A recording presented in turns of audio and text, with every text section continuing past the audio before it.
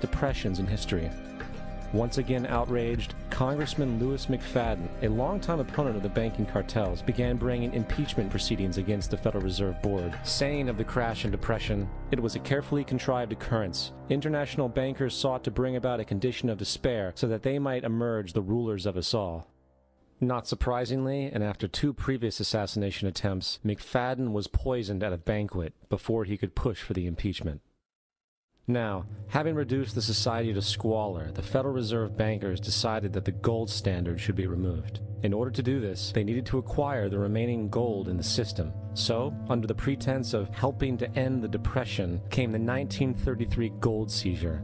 Under the threat of imprisonment for 10 years, everyone in America was required to turn in all gold bullion to the Treasury, essentially robbing the public of what little wealth they had left.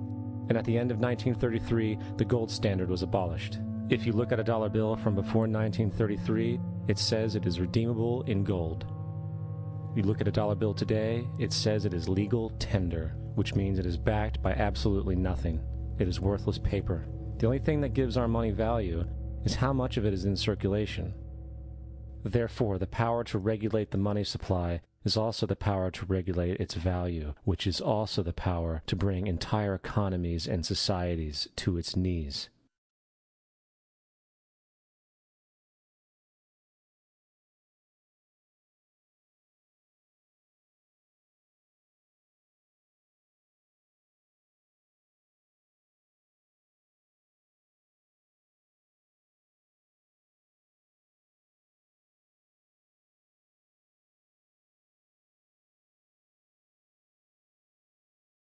They create money out of nothing. What a scam. They have so much money, they don't care about money. All they care about is power. All they care about is being able to control the political situation so it goes their way. After a man has far more money than he possibly can spend for pleasures, what is left to excite him? For those with the ruling class mentality, the answer is power, raw power over other human beings. Money can buy such power only to a point. Beyond that, politics is the sport, and world politics is the ultimate game.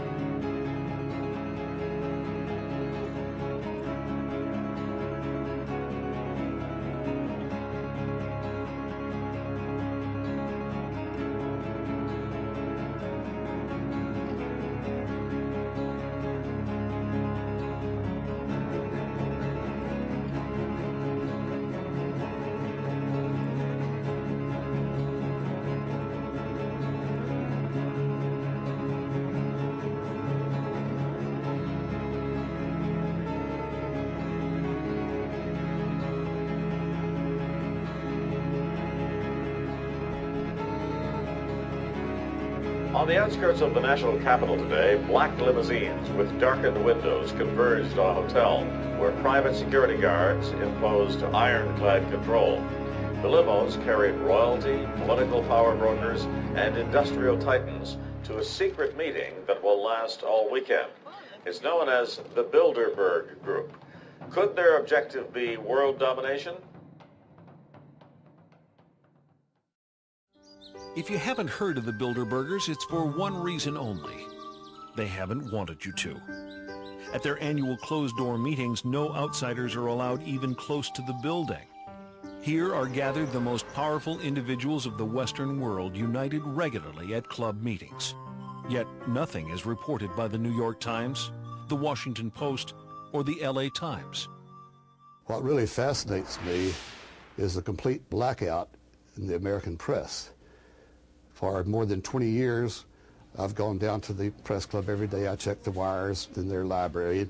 mingled with other paper boys, and I asked them the question many times, why, when if 120 film stars or 120 NFL football players met behind locked and guarded doors at a remote location for 3 days, you'd try very hard to penetrate and find out what those movie stars or football players are doing. Well, I had no curiosity at all when 120 of the world's most powerful financial leaders and political leaders meet for 3 days in a remote location behind armed guards in a complete blackout. Well, I had no curiosity. The people who call conspiracy theorists are not the conspiracy theorists themselves. We're talking about facts here. The Bilderberg Group does exist. The Federal Reserve does exist. The people who are members of the Bilderberg Group are also the people who do control the Federal Reserve. These are all facts. In 1954, the elite of the planet met in secret at the Bilderberg Hotel in Oosterbeek, Holland. The Bilderberg Group would later admit that their mission was the formation of the EU. Once the EU was established, under the guise of trade deals, a North American Union and Asian Union would be formed. The three interlocking superstates formed the core of the global government, while the United Nations would serve as a world regulatory and enforcement body over the Third World subregions.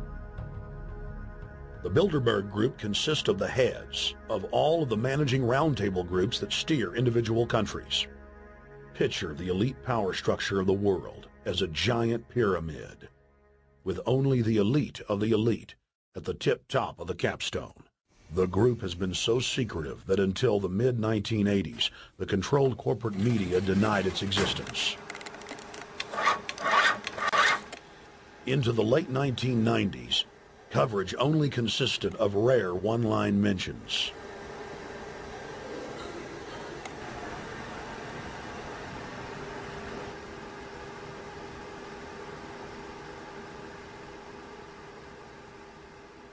With the rise of the alternative media, their stranglehold on information has begun to slip. What we do hear coming out of those meetings is incredible about the plans of the New World Order to consolidate power. Political power and economic power coming together at the highest level. But what I call the lapdog media, the controlled media in this country, you would think that they would be going to court, crying freedom of information, open meetings, sunshine law, and all of these things, but the silence is deafening.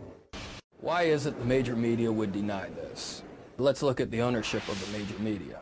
Let's look at the roster of, say, the Bilderberg meeting. Katharine Graham owns the Washington Post. Katharine Graham has been to the Bilderbergers. Conrad Black, one of the largest media barons in Canada and Europe, has not only been to these meetings, but he has hosted the meeting just a few years ago. Every year they meet in secret, and there is an absolute news blackout. There is never anything reported in any of those papers. David Rockefeller himself thanked the media for keeping this all hushed up.